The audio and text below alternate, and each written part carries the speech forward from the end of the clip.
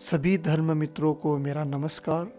मित्रों, अक्सर हम सभी लोग दूसरे व्यक्ति या विषय या वस्तु के बारे में घंटों भर चर्चा करते रहते हैं। इसमें हम लोग इतना समय बर्बाद कर देते हैं दूसरों को जानने के लिए। इसी संदर्भ में भगवान बुद्ध के जीवन से जुड़ा एक कहानी है।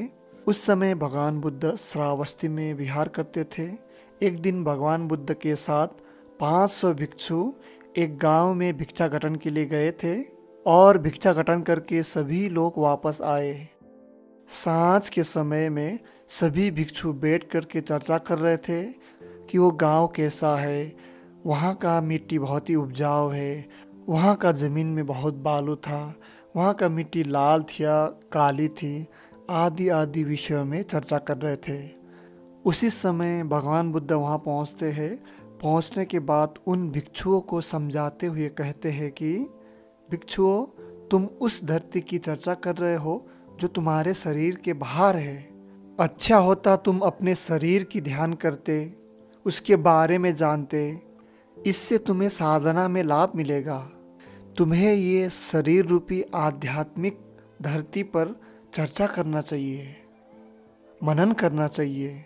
फिर भगवान बुद्ध उदाहरण दे करके भिक्षुओं को समझाते हैं कि जिस प्रकार एक मालाकार सही फूलों को चुनता है और उससे एक अच्छी माला बनाता है, उसी प्रकार तुम्हें भी धर्म के एक एक स्कंदों को जोड़कर उसे जानकर प्रज्ञा रूपी माला बना करके निर्वाण की प्राप्ति कर लेना चाहिए। दोस्तों, उस समय जनमानस का भाषा पाली था, तो भगवान बुद्ध गाथा के माध्यम से उनको कहते हैं कि कौन है जो इस पृथ्वी और देवलोक सहित यमलोक को जीत सकेगा?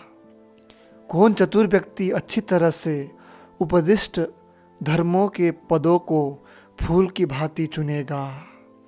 इसके अर्थ में भगवान बुद्ध फिर कहते हैं, स्वेच्छ यानी धर्म के प्रति चेतना रखने वाला व्यक्ति, निर्वाण की खोज करने वाला व्यक्ति ही देवताओं सहित यमलोक और इस धरती को जीत सकेगा।